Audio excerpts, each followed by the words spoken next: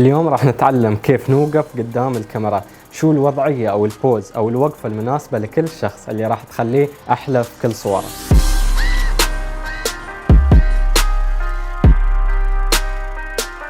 Yes, very tasty. Yes, I like it. Go on. بعد نجاح أول فيديو لي على اليوتيوب اللي كان اسمه كيف تبدو جميلا في الصور، راح أحط لكم هنا وتحت في الديسكربشن. وايد ناس طلبوا مني ليش ما تسوي جزء ثاني أو حتى ليش ما تتكلم عن الوضعيات أو الوقفة المناسبة قدام الكاميرا. حسيت أن الفكرة حلوة وحاولت أجمع لكم 5 معلومات جديدة أو 5 أسرار ممكن غيري ما يعرفها من خلال قراءتي أو حتى خبرتي كمصور لمدة 9 سنوات من تعاملي مع المودلز أو من ملاحظاتي أثناء التصوير وقت الفوتوشوتس في الاستديو. لخص لكم الموضوع في 5 نصايح، فيديو جديد 5 نصايح جديدة، يلا نشوفهم. النصيحة الأولى هي تم تتحرك. شو أقصد بهالشيء؟ مجرد إنك ترفع الكاميرا على شخص تقول له بصورك يوقف. أوكي الابتسامة.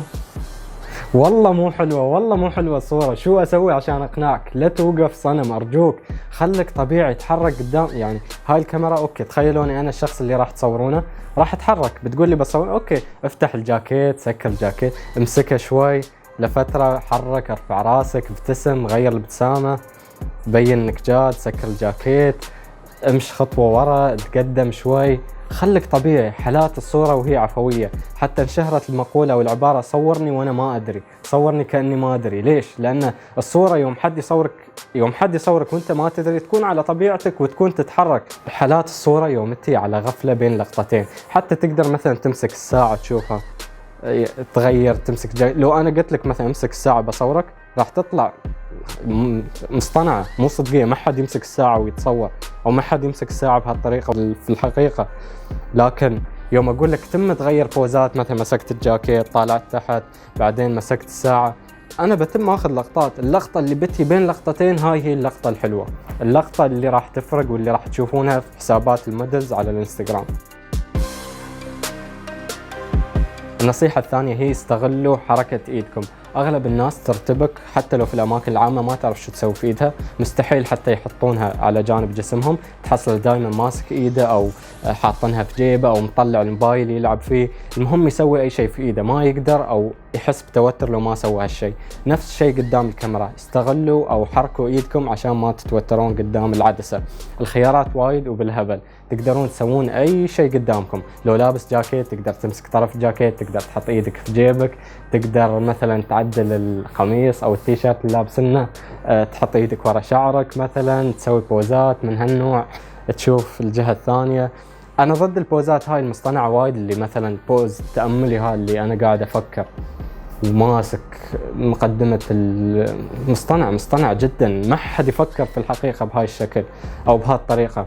انا مع البوزات اللي انتي عفوية شوي، يعني اوكي مثلا تاتش خفيف، انا لامس الوجه بس بصبع واحد او لمسة واحدة خفيفة، يعني تأملي، مو انه اوكي يلا بوز لصورة. لا، الشطارة انك تتحرك والمصور الذكي اللي هو ياخذ اللقطة عفوية وتبين حركتك غير مصطنعة امام الكاميرا.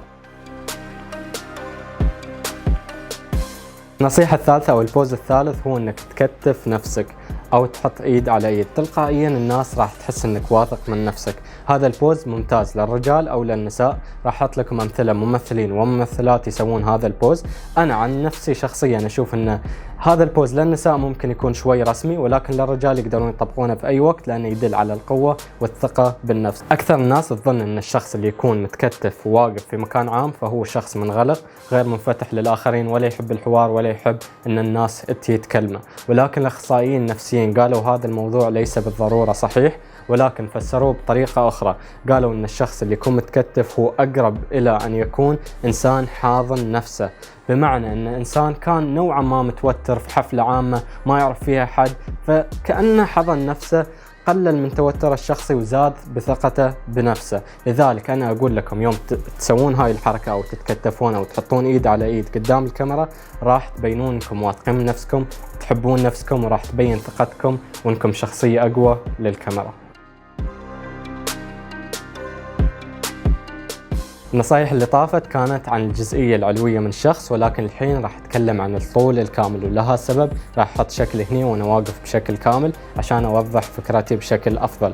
النصيحة الرابعة هي إنك تتقدم بخطوة واحدة برجل واحدة فقط للأمام. الممثلين أو المودلز لاحظوا إنهم لو سووا هذا الشيء تلقائيا راح تبين وقفتهم أجمل، انحناءات جسمهم أفضل، أو حتى تقاسيمهم العضلية راح تبين بشكل أجمل للمشاهد في الصورة. الشيء الثاني اللي تقدرون تسوونه هنا إن تنقلون ثقلكم كله كشخص على الرجل الأمامية بس، والرجل الخلفية تصير عادي حتى لو مو لامسة الأرض. بهاي الطريقة تبين إنك إنسان محبوب وإنسان أقرب للكاميرا، مثل الحياة، لو كل ما تتقرب من شخص تبين إنك تحبه أكثر، فهني كل ما تقربت من الكاميرا حتى لو بخطوة راح تبين إنك إنسان محبوب أكثر في الصورة. الحركة الثالثة اللي تقدر تسويها إن ترجع بثقلك كله على الرجل الخلفية وتخلي الرجل الأمامية، وبهالشكل تقدر تبين إنك إنسان هيبة أو إنسان واثق من نفسك ما يهمك أي حد.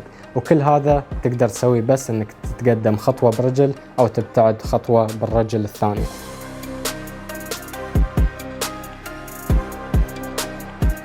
النصيحة الخامسة والأخيرة هي افصل إيدك عن جسمك، لا تخليهم لاصقين في بعض، اترك مسافة بسيطة، خاصة هاي النصيحة للناس المتينة أو الناس اللي وزنهم زايد.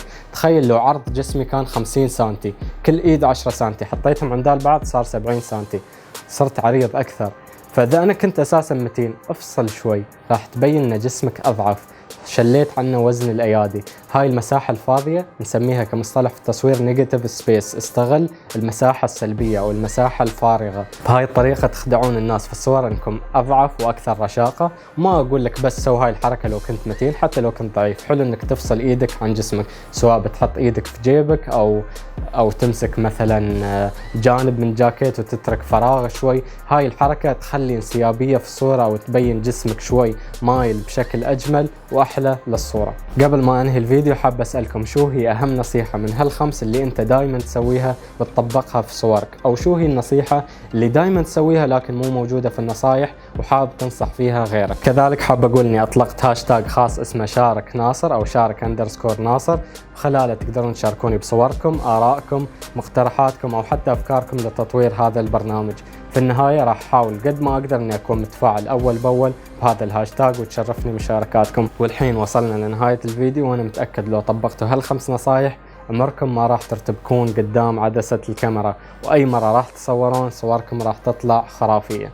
كل البشر، الراجل والست، البنت والولد، الكبير والصغير، الفقير والغني، الملك وخدام الملك، الكل عاوز صورته تطلع حلوة.